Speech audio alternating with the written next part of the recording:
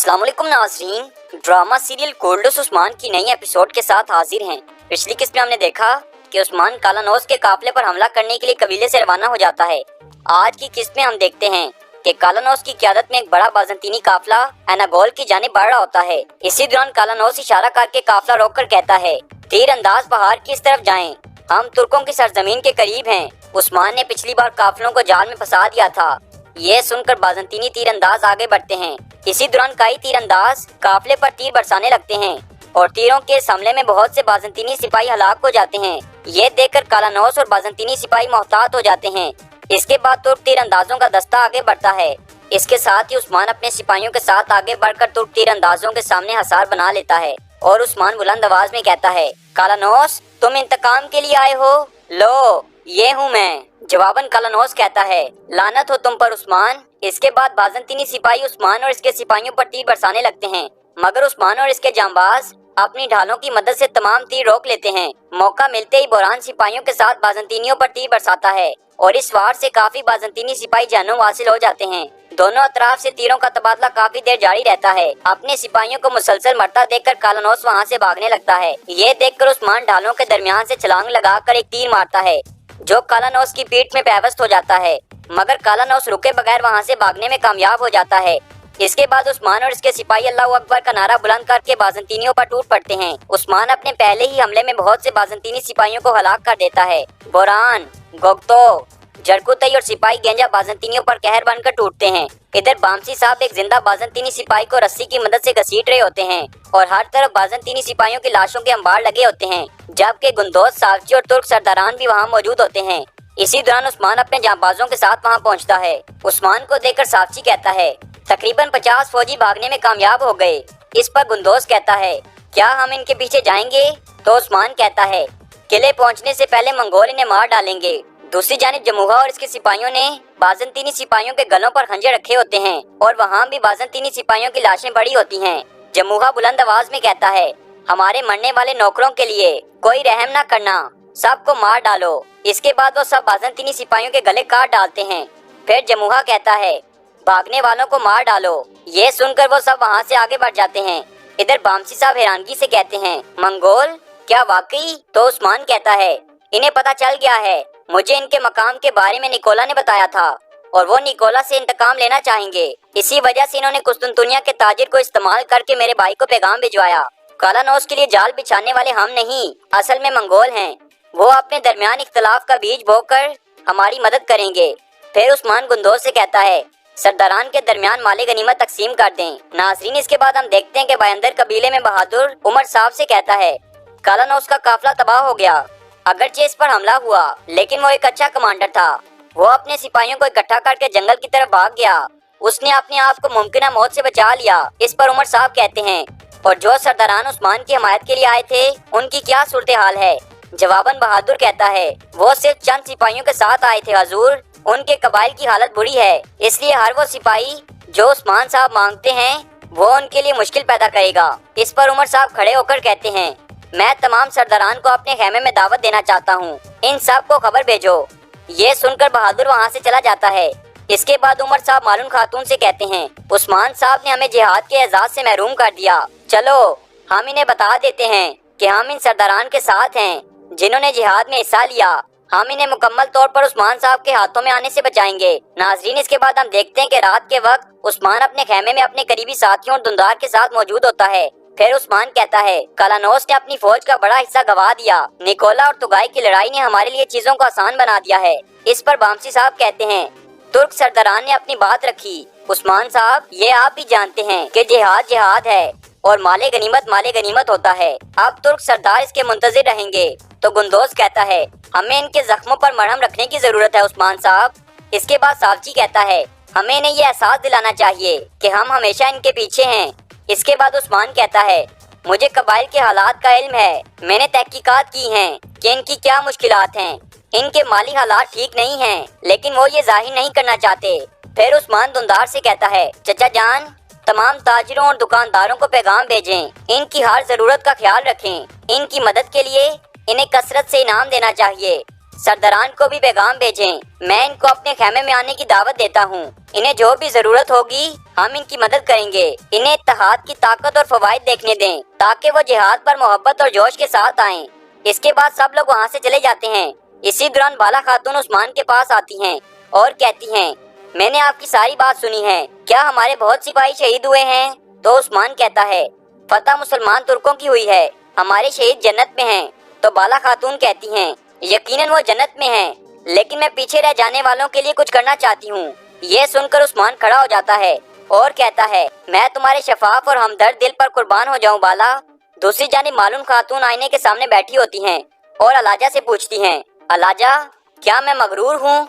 तो अलाजा कहती है, मालूम खातून जो ये बात पूछ ले वो मगरूर नहीं हो सकता।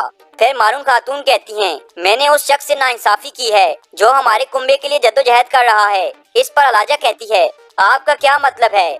जवाबन मालूम खातून कहती हैं, मैं काई सरदार उस्मान साहब की बात कर रही हूँ। हमने हमेशा इनको गद्दार तलाश करने को कहा। हम उस शख्स पर दबाव डाल रहे हैं जो रूमी और मंगोल दोनों से लड़ रहा है, जो सिर्फ अपने कबीले की खैर ख्वाही के बारे में सोचता है। इसके बाद मालूम खातून उस लम्हे को याद करती हैं जब पहली बार इन्होंने उस्मान की जान बचाई थी। इसके बाद मालूम खातून दिल में कहती हैं, उस्मान साहब इन मुश्किलात से कैसे निकलेंगे? हम चाहते हैं कि वो गद्दार को तलाश करें। मेरे ख्याल में हम एक बहादुर सरदार के साथ नाइंसाफी कर रहे हैं।